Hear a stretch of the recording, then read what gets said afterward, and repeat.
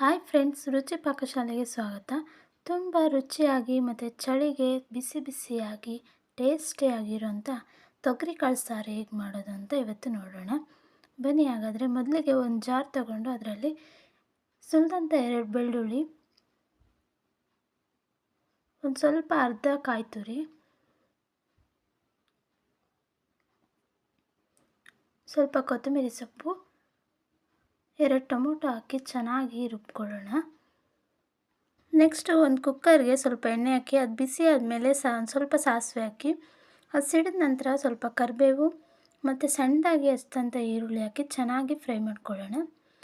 ಅದೆಲ್ಲ ಫ್ರೈ ಆದಮೇಲೆ ಸುಲಿದಂಥ ತೊಗರಿಕಾಳು ಹಾಕಿ ಒಂದು 5 ನಿಮಿಷ ಚೆನ್ನಾಗಿ ಫ್ರೈ ಮಾಡ್ಕೊಳ್ಳೋಣ. ಫ್ರೈ ಮಾಡೋದ್ರಿಂದ ತುಂಬ ಟೇಸ್ಟ್ ಚೇಂಜ್ ಆಗುತ್ತೆ ಮತ್ತು ಚೆನ್ನಾಗಿರುತ್ತೆ.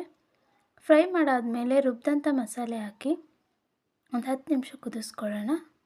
ಚೆನ್ನಾಗಿ ಮಸಾಲೆ ಸ್ಮೆಲ್ಲೆಲ್ಲ ಹೋದ್ಮೇಲೆ ರುಚಿಗೆ ತಕ್ಕಷ್ಟು ಉಪ್ಪು, ಒಂದು 2 ಸ್ಪೂನಷ್ಟು ಮಸಾಲೆ ಪುಡಿ, ನಾನು ತೇಜು ಮಸಾಲೆ ಪುಡಿ ಹಾಕ್ತಾಯಿದ್ದೀನಿ, ನೀವು ಮನೆ ಮಸಾಲೆ ಪುಡಿ ಬೇಕಾದರೂ ಹಾಕ್ಕೊಳ್ಬೋದು.